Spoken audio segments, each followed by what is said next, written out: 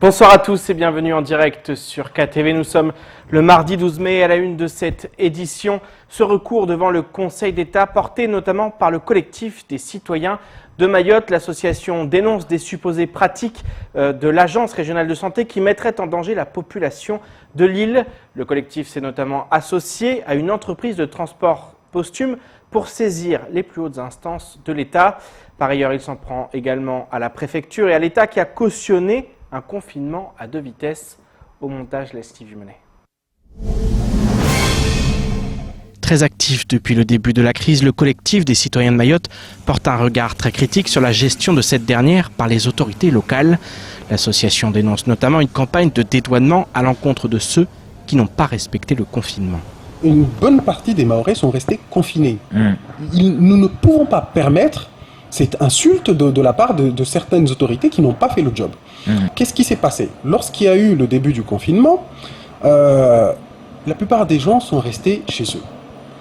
Nous avons constaté, au contraire, dans les villages et dans les reportages que vous avez faits, vous les médias, une population, il faut dire les choses, immigrée, d'origine comorienne, qui ne respecte pas, qui défie l'autorité, qui défie l'autorité religieuse en disant « Oui, mais nous ne comprenons pas pourquoi est-ce que vous vous empressez de fermer les mosquées alors que vous laissez les commerces ouverts. » Donc nous ne pouvons pas respecter ça puisque en fait nous comprenons que c'est juste une stratégie pour vous pour fermer nos mosquées.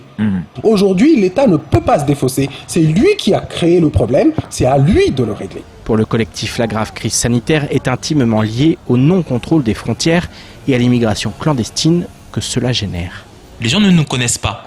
Ils nous voient à travers la télévision où on dit, bon voilà, vous comprenez, 84% de pauvreté, les Mahorais ne respectent pas le confinement, les pauvres ils vivent dans des bidonvilles, etc., etc., etc. Alors qu'en fait, le problème n'est pas là. C'est en partie là, parce que bien sûr, il y a des Mahorais qui sont pauvres. Mais le problème n'est pas là. Le problème, c'est que depuis une dizaine d'années, depuis une quinzaine d'années, on a nos frontières qui ne sont pas respectées. Ça fait des années qu'on vous dit que la population comorienne illégale, c'est problématique à Mayotte. C'est problématique sur un point de vue sécuritaire, c'est problématique sur un point de vue écologique, c'est problématique sur un point de vue sanitaire et aussi dans l'éducation. C'est un secret pour personne. On le répète, on le martèlera toujours. Qu'on nous traite de xénophobes, qu'on nous traite de racistes, la situation sont là, les faits sont là. Si la préfecture est clairement visée, le collectif s'en prend également à l'ARS. En effet, une entreprise de transport posthume a fait un recours devant le tribunal administratif pour mise en danger de la population. Si le recours a été rejeté, le collectif des citoyens s'est associé à la plainte pour interjeter appel de la décision devant le Conseil d'État. Il faut absolument que les personnes décédées, lorsqu'il y a soupçon de Covid-19 ou lorsque cette infection est avérée, il faut que cette personne soit mise en bière immédiatement. Sauf que l'entreprise a rappelé à plusieurs reprises que ce n'est pas fait. Donc, nous, collectif, ce n'est pas notre rôle de dire qui est responsable de quoi. Nous constatons que la loi n'est pas respectée, des Mahorais sont mis en danger, des personnes qui s'occupent, donc des entreprises, des personnes qui travaillent dans les entreprises qui s'occupent des décès sont mises en danger, du personnel travaillant dans les mairies sont également mis en danger, et par-dessus tout, on cache la vérité à des familles qui ont perdu leurs proches. Le collectif attend désormais le verdict du Conseil d'État, mais attend surtout que toute la lumière soit faite sur cette affaire. Et comme c'est le cas de manière hebdomadaire depuis le début de la crise, l'INSEE vient de publier ses résultats de l'étude des décès à Mayotte. Un point qui montre que les décès continuent d'augmenter par rapport à l'année précédente. La hausse s'établit aujourd'hui à 25% sur la période de janvier à avril. La rédaction a pu s'entretenir avec Jamel Mekawi, le directeur de l'INSEE Mayotte. Le responsable de l'INSEE, justement, nous a éclairé sur ces résultats. Paul Arthur Avit nous en dit plus dans ce sujet. 25%, c'est l'augmentation du nombre de décès sur la période du 1er janvier au 26 avril comparé à la même période de l'année dernière.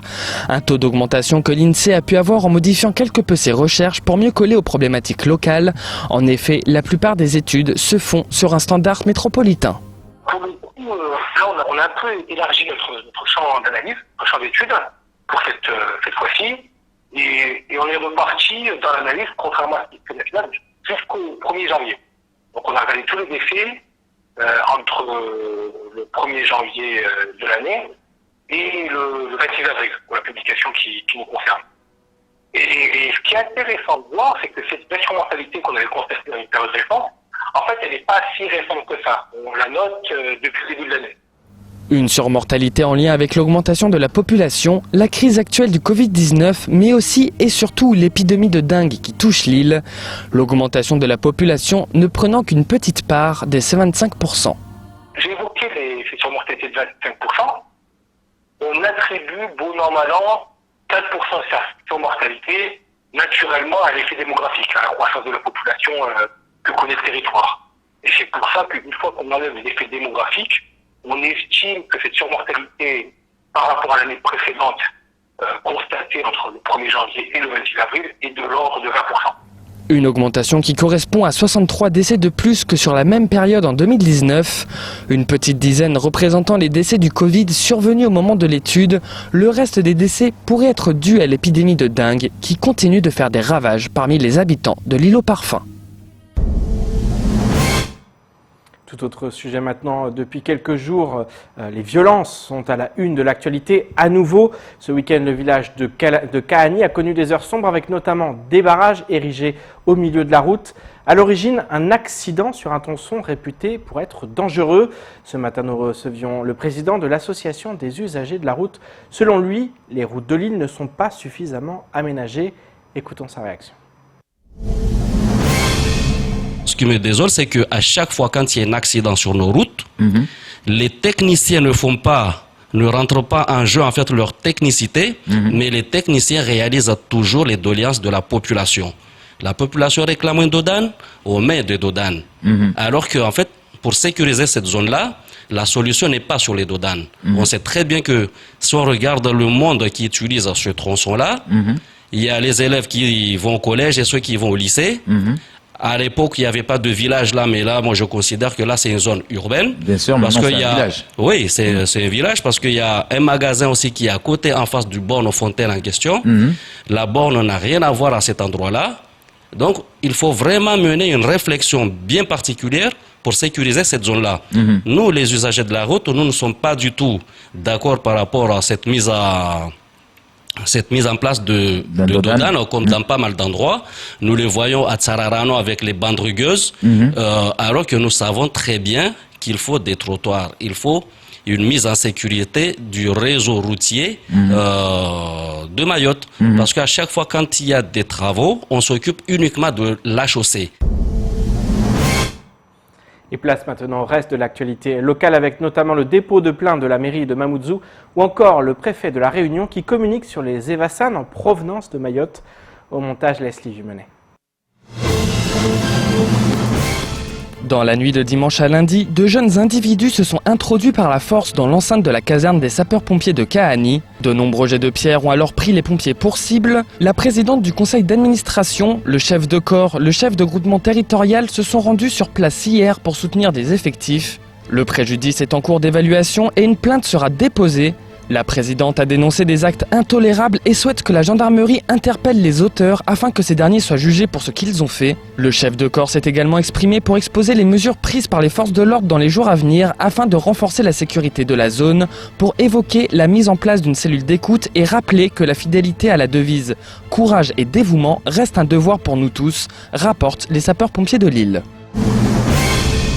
Le préfet de la Réunion a annoncé que dans le cadre de la solidarité régionale, les établissements de santé réunionnais ont étendu leur protocole d'accueil pour les patients accueillis en évacuation sanitaire de Mayotte afin d'accompagner la demande du CHM d'un appui plus important et sécurisé pour les prises en charge en médecine et de réanimation dans les semaines à venir. L'objectif est de favoriser l'accueil adapté des patients en provenance de Mayotte afin de délester le CHM. Cette amplification se fera avec le soutien des pouvoirs publics en articulant deux préoccupations. D'abord, selon la préfecture de la Réunion, la préservation des capacités de prise en charge pour les patients réunionnais. Ensuite, une sécurité adaptée. Cela passera par le respect d'une quatorzaine stricte pour ces patients, assortie d'une vigilance sur l'organisation du retour à Mayotte après la guérison des patients qui auront été évassanés. Ces dernières semaines, la commune de Mamoudzou a connu plusieurs événements portant atteinte aux biens publics. Selon la mairie, des groupes d'individus ont volontairement causé des dégradations ou destructions des matériels de la ville par une utilisation abusive et non autorisée des structures communales fermées au public en période de confinement. Depuis le 15 avril jusqu'à présent, le montant de ces actes malveillants s'élève à 32 000 €. La ville de Mamoudzou s'est donc constituée partie civile et a déposé plainte le 4 mai 2020 auprès du procureur de la République. Selon la loi, est puni de 5 ans d'emprisonnement et de 75 000 € d'amende la destruction, la dégradation ou la détérioration d'un bien destiné à l'utilité publique et appartenant à une personne publique et ou lorsqu'elle est commise par plusieurs personnes agissant en qualité d'auteur ou de complice. Et ce mardi 12 mai a rimé avec rentrée scolaire pour des milliers d'élèves dans tout le pays. Ce sont les enfants en primaire qui ont ouvert le bal dans un contexte forcément très particulier. En effet, les élèves doivent respecter les mesures de distanciation physique et suivre également un protocole très strict. Alors qu'à Mayotte, la date de reprise reste pour l'heure inconnue, les écoles de l'île vont pouvoir en partie s'inspirer de ce qui se fait dans le reste du pays. Je vous propose de regarder ce sujet réalisé par nos confrères de TF1. Pour Brandon et Maxime, c'était ce matin une rentrée spéciale. L'aîné retrouve son école, un petit peu déboussolé. Il n'y a pas d'élèves de ma classe en fait. D'habitude, c'est comment? Il y a plus d'élèves. Ah si, il y en a une seule. Et ses camarades de CM2 à bonne distance, chacun sur son point blanc. L'accueil fait, place à la première activité incontournable désormais, c'est le lavage de mains. Miguel, 8 ans, est déjà un expert. Laver le pouce, l'index. Je pense que leurs parents les ont bien coachés à ce niveau-là. Et puis vient le moment pour la trentaine d'élèves présents aujourd'hui de retrouver leur salle de classe. Pour les grandes sections, c'est chacun sa table et son bac personnalisé. Pour éviter qu'ils touchent, et le soir on va les remettre sur une table pour qu'ils soient désinfectés et reproposer aux enfants la prochaine fois en fait. Jade joue avec ses petits cubes, Ayoub lit une histoire, mais lorsqu'il faut se regrouper, rien n'est simple, avec 6 enfants, même dans 60 mètres carrés. Parce qu'on a essayé de mesurer justement pour que les chaises soient espacées d'1 mètre, mais c'est vrai qu'on ne se rendait pas compte que c'était aussi grand. 10 heures, l'heure de la récréation pour les CP, c'est parti pour 15 minutes par groupe, à tour de rôle. Une récréation pas comme d'habitude, mais tout aussi sympa en tous les cas. Une rentrée à effectif réduit, plutôt réussie donc, mais le directeur aimerait accueillir 2 fois plus d'élèves. On a quelques familles, on aimerait bien que les enfants viennent à l'école parce que on sait qu'il y a des besoins, donc ça va être notre priorité. Essayer de faire en sorte que ces enfants aient l'envie, ou surtout les parents n'aient plus l'appréhension de les envoyer à l'école. En attendant, la journée de reprise se poursuit, fin de la classe à 16h30. Et c'est ainsi que s'achève cette édition. Merci de nous rester fidèles sur 4TV. Rendez-vous demain dès 19h pour tout connaître de l'actualité locale. D'ici là, restez chez vous. Excellente soirée sur Coésie.